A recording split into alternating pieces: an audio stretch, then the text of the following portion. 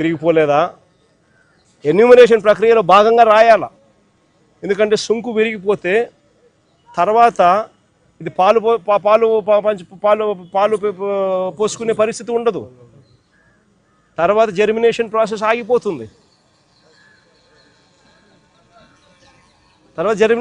ఆగిపోతుంది. పాలు పోసుకునే పరిస్థితి ఉండదు సుంకు విరిగిపోతే. సో సుంకు విరిగిపోయిందా లేదా అని చూడాలి. పొలంలోకి వచ్చి దిగి చూడాలి ఎన్యూమరేషన్ చేసేవాడు. ఇది చూడకుండా, ఇది చెయ్యకుండా ఎన్యూమరేషన్ అయిపోయిందని అంటున్నారు. ఇలాంటి వాళ్ళు ఎవరైనా ఇలాంటి వాళ్ళు ఎవరైనా కూడా ఎన్యూమరేషన్ మాది జరగలేదు, మా దగ్గరికి ఎవడు రాలేదు అని అంటే వెటకారం చేసి మాట్లాడుతున్నారు వాళ్ళను. ఎన్యూమరేషన్ మాత్రం జరగదు. ఇంత దారుణంగా పంట జరుగుతుంది. పైగా ఇంకోటి ఏమంటున్నారో తెలుసా? ప్రతి రైతుకు ఈ మాదిరిగా అగ్రికల్చర్ ఆఫీసర్లు డైరెక్ట్గా ఈ మాదిరిగా మెసేజ్లు పంపించడము, ఈ మాదిరిగా ఆర్బీకేల దగ్గర నుంచి అగ్రికల్చర్ ఆఫీసర్లతో రైతులకు చెప్పిస్తూ ఉన్నారు. ఏమని? మీరు గన ఈ పత్రాలు సమర్పించిన వారి పొలాలకు మాత్రమే పంట నష్టం జాబితా తయారు చేయబడును. ఆఖరి తేదీ అక్టోబర్ 31వ తేదీ కావున శుక్రవారం మధ్యాహ్నం 3 గంటల లోపు తీసుకొచ్చి ఈ డాక్యుమెంట్లు మాత్రమే స్వీకరించబడతాయి. తర్వాత ఇచ్చిన డాక్యుమెంట్లను తీసుకోబడవు అని ఒకవైపున మెసేజు.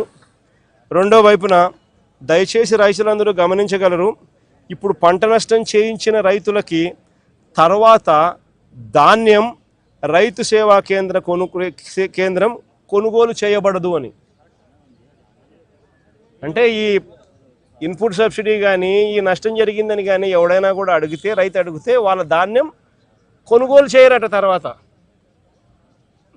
అంటే ఏం చెప్తా ఉన్నారు? ఎక్కడైనా కూడా ఏదైనా తుఫాను వచ్చినప్పుడు మనుషులకు మానవత్వం ఉండాలి. మానవత్వం అనేది ప్రభుత్వం ప్రదర్శించి తుఫాను వచ్చినప్పుడు ఇంకోటి వచ్చినప్పుడు వాళ్ళకి ఇన్పుట్ సబ్సిడీ వచ్చేట్టుగా చేయాలి, వాళ్ళకి ఇన్సూరెన్స్ వచ్చేట్టుగా చేయాలి. ఈ రెండు రావడమే, రెండు ఇవ్వడమే కాకుండా, వచ్చేట్టుగా చేయడము ఇవ్వడమే కాకుండా వారి పంటలు కూడా కొనుగోలు చేసే కార్యక్రమం జరగాల. అలాంటిది అదిస్తే ఇదేమో, ఇదిస్తే అదేమో అని చెప్పి, అది మీరు కానీ అప్లికేషన్ పెడితే పంటలు మేము కొనుగోలు చేయము అని చెప్పి రైతులను బ్లాక్మెయిల్ చేస్తూ ఉన్నారు, రైతులను థ్రెటన్ చేస్తూ ఉన్నారు అని అంటే, రైతులను బెదిరిస్తూ ఉన్నారు అని అంటే నిజంగా ఎంత నిర్దాక్షిణ్యమైన ప్రభుత్వము, ఎంత నిర్దయ ప్రభుత్వం ఇది అని చెప్పడానికి ఇంతకన్నా వేరే నిదర్శనం కావాలని అడుగుతా ఉన్నా.